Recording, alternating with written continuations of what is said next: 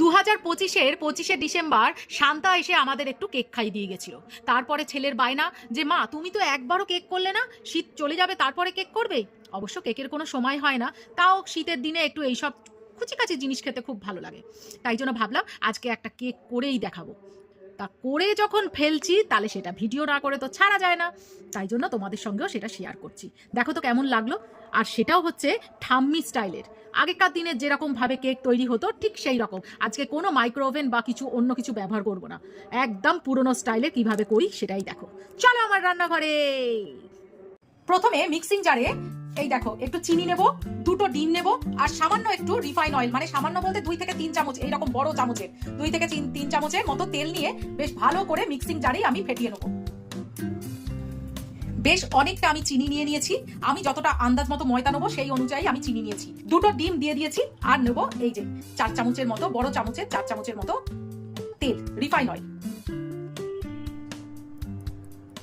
ব্যাস, এবার এটাকে একটু মিক্সিং জারে ভালো করে ঘুরিয়ে নেবো যতক্ষণ না চিনিটা একদম মেল্ট হয়ে যায়। দেখো সবার বাড়িতে কিন্তু ব্লেন্ডার থাকে না। ব্লেন্ডার না থাকলেও ওই হাত দিয়ে ঘুরিয়ে ঘুরিয়ে হাত ব্যথা করাচ্ছে, এরকম মিক্সিং জারে কত সহজ পদ্ধতিতে দেখো পুরো একদম চিনিটাও মেল্ট হয়ে গেছে, আর ডিম আর তেল সমেত একদম পুরো একদম ফুলে ফেপে উঠেছে। ব্লেন্ডারের থেকে কোনো অংশে কম নয়, হয়তো একটু 19-20 থাকবে কিন্তু অসুবিধা হবে না। পুরোটা দেখো কেকটা কতটা নরম হয় তারপরে বুঝতে পারবে। প্রথমে একটা বলে প্রয়োজন মতো ময়দা নিয়ে নিয়েছি। এবার এই জিনিসটাকে, পুরো ব্যাটারটা যেটা তৈরি করলাম সেইটাকে ঢেলে দেবো। এইবারে এই যে বেকিং সোডা, এই বেকিং সোডা 1 চিমটে দিয়ে দেবো। এইখানে আছে বেকিং পাউডার, এটা হচ্ছে আধা চামচ দিয়ে দেবো। এইবারে সামান্য একটু কোকো পাউডার দিয়ে দেবো, এটা অপশনাল, দিতে পারো না দিতে পারো। এবার এটাকে খুব সুন্দর করে ফেটিয়ে নেবো আগে। দেখো আমি ফেটিয়ে নিয়েছি, কিন্তু মাখানোটা অনেকটা টাইট হয়েছে। এরকম টাইট হলে ব্যাটারটা হবে না, তার জন্য আমি প্রয়োজন মতো দুধ দিয়ে দেবো। এবার এটা সুন্দর করে ফেটিয়ে নেবো। এইবার যে বাটিটাতে আমি কেকটা বসাবো সেই বাটিটা সুন্দর করে রিফাইন অয়েল দিয়ে মাখিয়ে নেবো। এই দেখো সুন্দর করে তেলটা মাখিয়ে নিয়েছি। এইবারে একটু ময়দা দিয়ে করবো। আজকে না কোনো বাটার পেপার বা কিছু দেবো না, আমার ঠাম্মি আগে যেরকম ভাবে কেক তৈরি করতো ঠিক সেই রকম ভাবেই আজকে কেকের পদ্ধতি দেখাবো। দেখো এইভাবে না ময়দাটাকে পুরো চারিদিকে লাগিয়ে নেবো, আর এক্সেস যে ময়দাটা সেটা এই ব্যাটারের মধ্যে দিয়ে দেবো। বেশি থাকবে না, অল্প একটুখানি থাকবে। এবার এইটা ময়দাটাকে আরেকবার ব্যাটারটা সুন্দরভাবে ফেটিয়ে নেবো। থিকনেসটা ঠিক এই রকম হবে, না খুব গাঢ় না খুব পাতলা। দেখো এইবারে কিরকম ভাবে হয়েছে, যে পাত্রটায় আমি কেকটা বসাবো।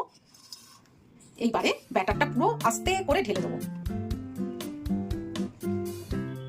এবার কেকটা তৈরি করার জন্য একটা কড়াই নেবো, আর বেশ কিছুটা নুন দিয়ে দেবো। তারপরে একটা ঢাকা দিয়ে দেবো। এইরকম পুরো একদম মাপের যেন কড়ার মাপের এক ঢাকাটা হয়, এই দিকে লক্ষ্য রাখবে। আর ফ্লেমটাকে একদম লো রাখবে, এটা প্রি হিট করার কাজ করবে। 10 মিনিট ধরে প্রি হিট করে নিয়েছি। এইবারে ঢাকনাটা খুলে এর উপরে একটা স্ট্যান্ড বসিয়ে দেবো, আর তারপরে এই ব্যাটারের পাত্রটা বসিয়ে দেবো। ব্যাটারটাকে বসিয়ে দিয়েছি ঠিক করে। এইবারে আবার এই ঢাকনাটা দিয়ে দেবো।